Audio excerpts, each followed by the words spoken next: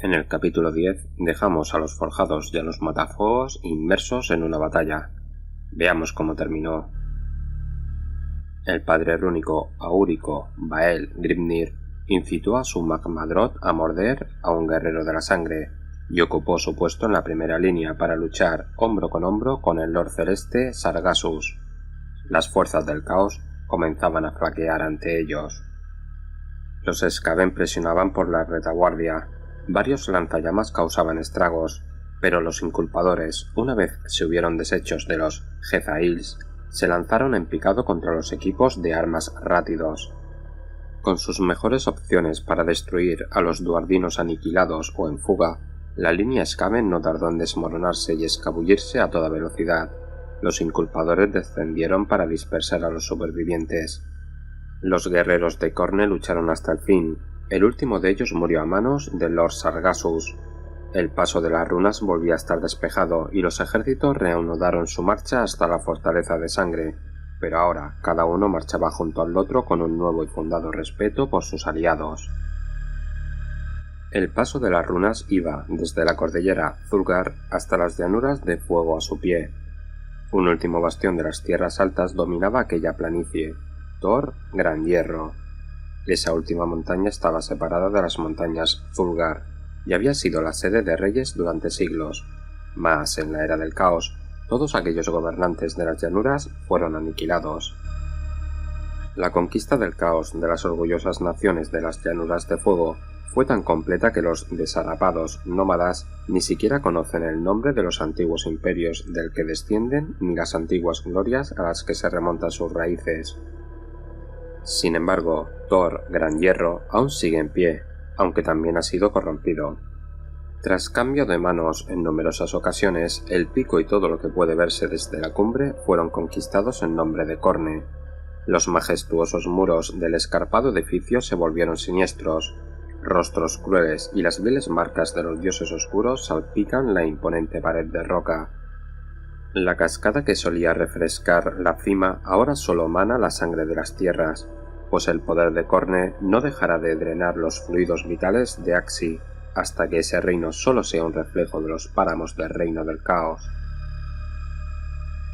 El valle entre Thor Gran Hierro y las montañas Zulgar fue fértil en otro tiempo. Ahora era el Valle de los Cráneos. Los guerreros hacían ofrendas incesantemente para ganar el favor de Khorne. Incontables años de violencia habían dejado grandes pilas de cráneos blanqueados por el sol abrasador, acumulados en las laderas como aluviones de nieve.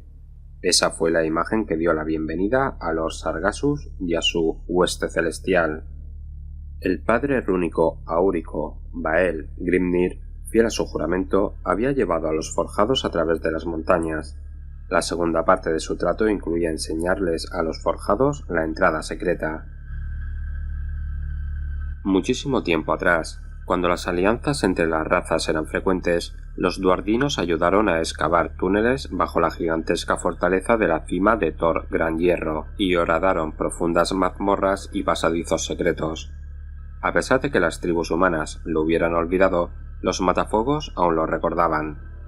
El paso de los años y millones de calaveras habían sepultado aquellas entradas, pero no era problema.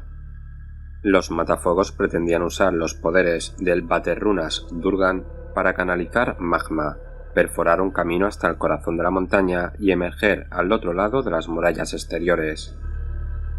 El viaje hasta el pie de Thor Gran Hierro fue ominoso.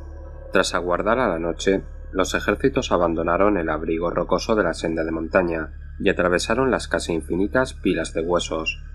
Entre los escalofriantes trofeos había dispersas cornamentas y calaveras de criaturas gigantescas, algunas de ellas tan enormes que los Magmadroth podían pasar a través de la cuenca de un ojo. Aquí y allá se habían erigido monumentos en honor al brutal dios de la batalla.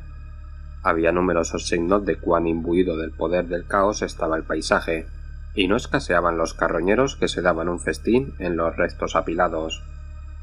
No todas aquellas bestias se retiraron al paso del ejército recién llegados, y había algunas de tal tamaño que hicieron falta Firs enteros para abatirlas. A juzgar por los rugidos triunfales que se oían en la distancia, había otros depredadores aún mayores cazando en el Valle de los Cráneos. No cabía duda de que la algarabía era frecuente, pues no llamó la atención de nadie en la fortaleza de la cumbre. Al fin, llegaron al pie de todo el gran hierro. El Lord Celeste Sargasus estiró el cuello y alzó la vista para observar la impresionante montaña y las altas murallas de la fortaleza de sangre. Sus braseros permanecían encendidos noche y día, como un faro de odio visible desde gran distancia en las llanuras de fuego. No habría podido poner sitio a la plaza ni con 10 o tormentas enteras bajo su mando. Tras la batalla en el paso de las runas, el Lord Celeste contaba con menos de la mitad de la hueste celestial, pero con eso tenía que bastar. Una sombra de duda nubló la mente de Sargasus cuando contempló al Baterrunas invocando magma, dirigiendo su flujo únicamente con su voluntad. Se volvió para llamar a Bandus, pero el caballero Aciros ya estaba junto a él. Tras quitarse el yelmo, el Lord Celeste habló a su consejero más fiel. «Acordamos con los matafuegos que nos llevarían tras los muros», dijo Sargasus. No quería confiar en mercenarios dentro de un lugar tan terrorífico, pero ahora que les he visto combatir, creo que podríamos necesitar su ayuda. ¿Tú qué opinas? Bandus replicó sin dejar de mirar con aprensión hacia arriba. Así es, pero ¿están tan locos como para aceptar la misión? Se dice que Eduardino muerto no gasta su oro, y temo que quien entre en este lugar no verá un nuevo día. Los líderes de la logia Vostar habían estado esperando el resto de la propuesta desde que cerrasen el acuerdo inicial. Nadie captaba el Uroro mejor que el señor rúnico Baegor, y sabía que los forjados en la tormenta tenían más de esa sustancia que la cantidad ofrecida en un principio. La logia Vostar, como toda logia matafuegos, buscaba oro incansablemente. Los extraían a lo largo y ancho de Axi y de todos los reinos mortales. Cuando eran incapaces de hallar el metal precioso en la roca o el suelo, alquilaban sus hachas y vendían sus propias vidas para obtener más oro, pero no todo era lo que parecía. El señor rúnico, Baegor, percibía una abundante cantidad de uroro en los martillos de Sigmar. Los matafuegos eran célebres por sus dotes de negociación. Era peligroso regatear con ellos, pues se tomaban cualquier gesto muy a pecho y se enfurecían rápidamente. Era aún más peligroso escamotearles su recompensa, pues no existe juicio lo bastante duro, ni prueba de valor lo bastante peligrosa para disuadirles de no emprender un trabajo bien pagado. Si es posible triunfar, no hay ningún riesgo que los matafuegos no estén dispuestos a correr. Cuando el Lord Celeste Sargasus expresó su deseo de reclutar a la logia matafuegos para que les ayudasen en su misión ya dentro de la fortaleza de sangre, el padre rúnico Bael le escuchó con reticencia. Tratar de sitiar tamaña plaza fuerte con un ejército tan exiguo sería un suicidio, y los matafuegos no eran un culto de la muerte. Su misión consistía en reunir a su pueblo con su dios perdido. Sin embargo, tal como explicó el Lord Celeste Sargasus, la misión consistiría en penetrar en la fortaleza de sangre, cortar la mística cadena de bronce y huir con ella, no conquistar la fortaleza, y disponían de mucho oro para pagar. La fortaleza de sangre había sido durante mucho tiempo la sede de gobierno de reyes, tiranos y señores daemónicos. Como símbolo de poder, era codiciado por los esbirros de Corne más poderosos, un trofeo solo al alcance de los más sanguinarios. Mas, durante el último milenio, la fortaleza de sangre también había servido de prisión a Skarbrand. Él era el exiliado, y la masacre personificada. La violencia indiscriminada de Skarbrand no molestaba a Corne, a quien no le importa de dónde mane la sangre, pero Archaon se hartaba de que sus ejércitos fueran diezmados por los arrebatos del devorador de almas. El elegido imploró la ayuda de Corne y le explicó que ni siquiera los ejércitos del dios de la sangre lograrían triunfar si un gran demonio rebelde los aniquilaba. Corne, complacido de tener otra oportunidad para seguir castigando a su hijo insubordinado, accedió a apartar a Skarbrand del camino de Archaon. Entonces forjó la cadena de bronce, para mantener sujeto al demonio hasta que su rabia fuera necesaria. El túnel aún candente se enfriaba deprisa, el aire vibraba dentro del pasadizo de roca lisa. El padre rúnico Bael Grimnir Estaba acostumbrado a las temperaturas sofocantes y caminaba tras los vaterrunas áuricos. Horadar un camino con magma llevaba tiempo y cansaba a los sacerdotes Thargrim. A Bael le preocupaba que se quedasen exhaustos, pues sabía que les aguardaba una dura lucha. No se hacía ilusiones respecto al tamaño de los ejércitos que iban a encontrarse. Habrían de luchar hasta llegar al torreón central, para que los forjados en la tormenta cortasen las cadenas y después escapar todos juntos. Al menos el demonio monstruoso encadenado no participaría en esta lucha desesperada. Hacía días que el clamor de Skarbrand, zarandeando sus grilletes, era audible en varias millas a la redonda de la fortaleza, y un silencio repentino fue la señal a la que los patrones de Bael ordenaron el ataque. Era una señal inequívoca de que el demonio se hallaba en otro lugar, asesinando en nombre de su amo. Ahora la velocidad era primordial. Si la bestia regresaba antes de que hubieran cumplido su misión, les aniquilaría.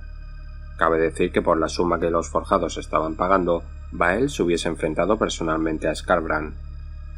Desde que los Skaven saqueasen Pico Furioso, se había centrado únicamente en reabastecer los templos forja de Uroro. El instinto de Bael le decía que persiguiera a los Skaven y rescatase a su hijo, pero su deber para con la logia no se lo permitía.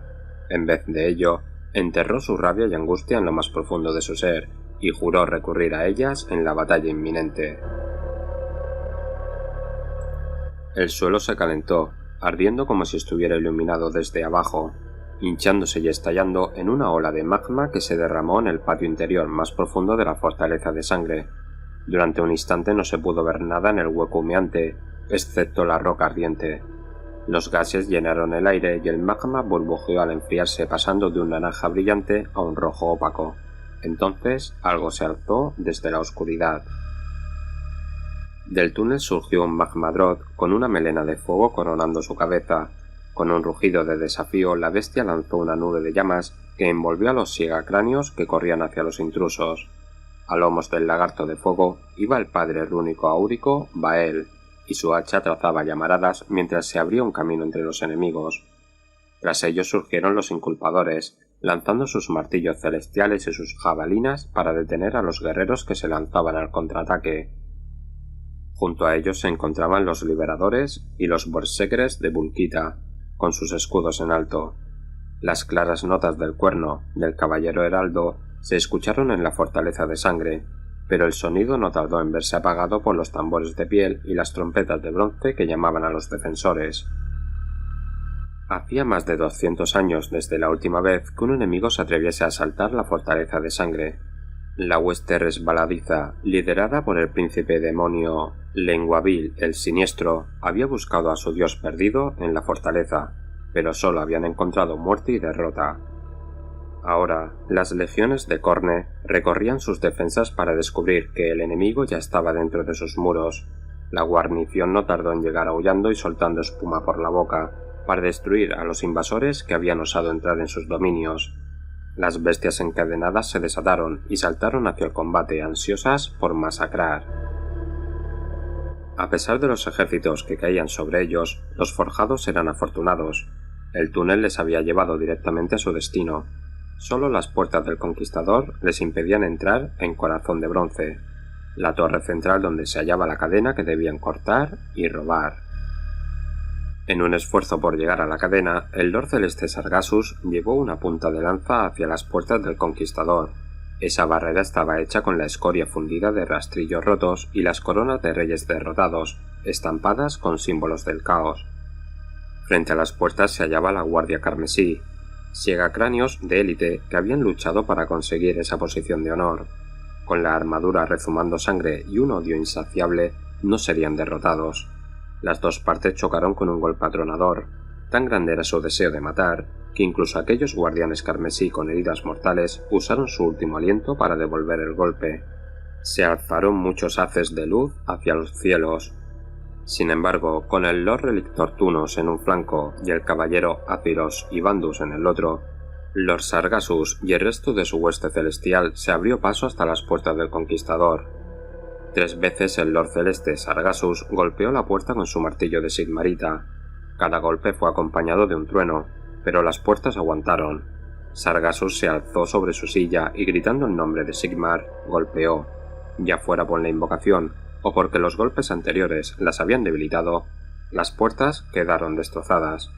Durante el colapso, un sello mágico flotó desde el metal roto y desapareció a través del techo, un hecho que, aunque los forjados no supieran, tendría calamitosas ramificaciones en otros reinos. Ahora Sargassus podría entrar en el corazón de bronce. Sin embargo, una tormenta infernal descendió sobre los forjados. Skarbrand había regresado. Skarbrand era un enorme devorador de almas, cuya rabia sobrepasaba los límites de la cordura. Su único propósito es ahogar sus pecados en la sangre de los caídos. Cuando luchó contra el señor estelar Slam en Girán, se le negó su muerte, ya que fue transportado mágicamente al lugar de donde venía. Su furia creció alimentada por su estancia en su odiada prisión. Sin embargo, el hechizo que le devolvió no le situó en la cadena de bronce. Si no estuviera controlado, Skarbrand atacaría al mismo sol, pero cuando miró a través del portal roto del corazón de bronce, vio invasores. Skarbrand gritó de rabia, cruzó el portal a grandes zancadas y su primera hacha, Matanza, abatió una fila de liberadores destrozando su muro de escudos. Simultáneamente, Skarbrand utilizó su otra hacha, Masacre, para partir a los Relictor Tunos por la mitad, provocando que sus dos partes cayeran al suelo en una lluvia de entrañas, antes de desvanecerse en una explosión azulada. Lord Sargassus maldijo el retraso en las puertas, sabiendo que la tarea de asegurar la cadena ahora era casi imposible. Habían estado muy cerca, pero el Lord Celeste no se rendiría. No todavía. El dios rey le había encargado en persona esta tarea. Su Tormenta era la encargada de cortar la cadena de bronce, robarla y devolverla a los cielos. Si lo lograban, Sigmar tendría el poder de atrapar a Skarbrand, consiguiendo una gran ventaja contra uno de los mayores demonios del dios de la sangre. Además existían también beneficios indirectos. Si se dejaba a Skarbrand suelto, su ira se volvería contra las fuerzas de la fortaleza. Semejante disrupción seguro que atraería la atención de Khorne y Archaon de los ejércitos de Sigmar. Nunca tendrían una oportunidad mejor de desatar el caos entre su enemigo. Decidido a cumplir su cometido, Sargassus rodó frente al devorador de almas. Esquivó uno de los golpes de Skarbrand, mientras su Drakon se escurría entre los fragmentos del portal, entrando en el corazón de bronce. Era un lugar impío en el que rezumaba la sangre. Las cadenas yacían apiladas en montones espirales dentro de la torre de 8 lados. Filas de desengradores protegían los poderosos eslabones mientras silbaban su odio a medida que avanzaban. Con un destello alado, Bandus aterrizó junto a los Sargassus. No lucharía solo. Los rayos de la linterna celestial de Bandus devolvieron a muchos demonios aullantes al abismo, pero la marea de desangradores todavía amenazaba con ahogarles. Sargassus podía notar el peso del metal de su martillo conforme lo esgrimía una y otra vez, abriéndose paso a través de la cadena de bronce. En el patio tras él se escuchaba la matanza, el fiero rugir de los Magmadroth y la rabia ardiente de Skarbrand. El caballero heraldo hizo sonar su cuerno de batalla, llamando a formación al muro de escudos. No podrían resistir más.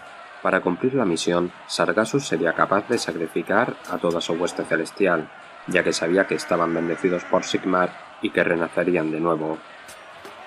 Pero el Lord Celeste también sabía que, al igual que él mismo, no querían morir. No querían ser atormentados por siempre con los golpes mortales. Frente a ellos se encontraba un enjambre carmesí, un centenar o más de desangradores esgrimiendo sus filos infernales.